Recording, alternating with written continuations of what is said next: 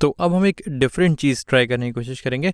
इस बार हम एक सेट को दूसरे सेट से सब्ट्रैक्ट करने की कोशिश करेंगे। यानी कि मैं ये बोलना चाह रहा हूँ कि हम करेंगे a minus b, a minus b, यानी कि पहले सेट में से दूसरा सेट सब्ट्रैक्ट कर दो। और इसका मतलब ये हुआ कि मैं शुरू करूँगा इस सेट a से, इसके सारे एलिमेंट्स में देखूंगा और उनमें से वो एलिमेंट हटा दूंगा जो सेट b में है। यानी कि अगर मैं इस सेट को बनाने की कोशिश करूँ तो मैं ये कह रहा हूँ कि जो मेरा नंबर 5 है ये सेट a में है, मैं इसको रखता हूँ, फिर मैं चेक करता हूँ कि ये b में है या नहीं है। देखता हूँ तो 5 b में नहीं है, तो ये मेरा नंबर रह जाता है। अगर मैं बोलूँ 3 की बात करूँ तो ये 3 मेरा a में है और b में नहीं है, तो 3 भी हो जाएगा। अगर मैं 17 की बात करूँ तो 17 a में है और b में भी है, तो a के पास 17 था, उसमें से मैंने b वाला 17 हटा दिया, तो ये 17 यहाँ पर नहीं आएगा। वही चीज़ अगर मैं देखूँ तो 19 की बात करूँ तो 19 a में है और वो b में भी है, तो 19 यहाँ से हट जाएगा। और ये है 12, तो यहाँ पर मेरा 12 बच जाएगा और मैं इस सेट को ख़त्म कर दूंगा। ये मेरा सेट हो गया 5, 3 और 12 का। जहाँ तक बात 6 की है तो वो b में है, बट क्योंकि वो a में है ही नहीं तो मुझे उससे कुछ सब्ट्रैक्ट करना ही नहीं है। अगर वो a में होता तो मैं इसको हटाता, बट अगर वो a में है ही नहीं तो मुझे 6 के बारे में सोचने की ज़रूरत ही नहीं है। तो जो मेरा सेट है a माइनस बी, उसमें एलिमेंट्स हैं 5, 3 और 12। इसको लिखने का एक और तरीका होता है, अगर मैं माइनस साइन ना लगाऊं तो मैं बोल सकता हूं कि मैं लिखूंगा a स्लैश, एक स्लैश होता है यहाँ पे ऐसे, a स्लैश b। ये इसको लिखने का दूसरा तरीका है, ये भी सेम ही चीज़ को बता रहा है। तो जैसे मैंने निकाला a माइनस बी, वैसे ही हम b माइनस ए भी कर सकते हैं। ज़रूरी नहीं है कि एक सेट जिसमें ज़्यादा एलिमेंट्स हों उसी में से तुम सब्ट्रैक्ट करोगे कम एलिमेंट का नंबर।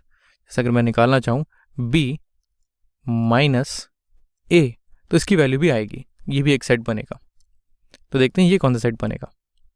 अगर मैं b से शुरू करूँ तो b में है 17, 19 और 6। ये तीनों नंबर्स यहाँ पे लिख सकता हूँ, बट उसमें से वो हटाने हैं जो a में भी हैं। तो देखा जाए तो 17 a में है तो 17 हट जाएगा, 19 भी a में है तो वो भी हट जाएगा, 6 जो है वो सिर्फ b में है, वो a में नहीं है, तो ये नहीं हटेगा।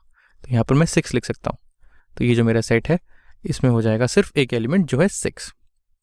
तो इसको समझने की कोशिश करूँ तो जैसे मैंने a माइनस बी लिखा हुआ है, इसका मतलब ये हो जाएगा कि b सब्ट्रैक्टेड फ्रॉम a, यानी कि इसको मैं बोल सकता हूँ, इसको बोलने का एक और तरीका है कि इन a but not in b। वो नंबर a में है बट वो b में नहीं है। और मैथ्स की टर्म्स में हम ये बोलेंगे कि ये जो a माइनस बी जो मैंने किया है इसको हम बोलते हैं ये है relative complement of b in a। यानी कि relative complement of b in a का मतलब ये है कि वो सारी वैल्यूज हटा दो जो b में है a में से, और फिर बताओ कि आंसर क्या आएगा।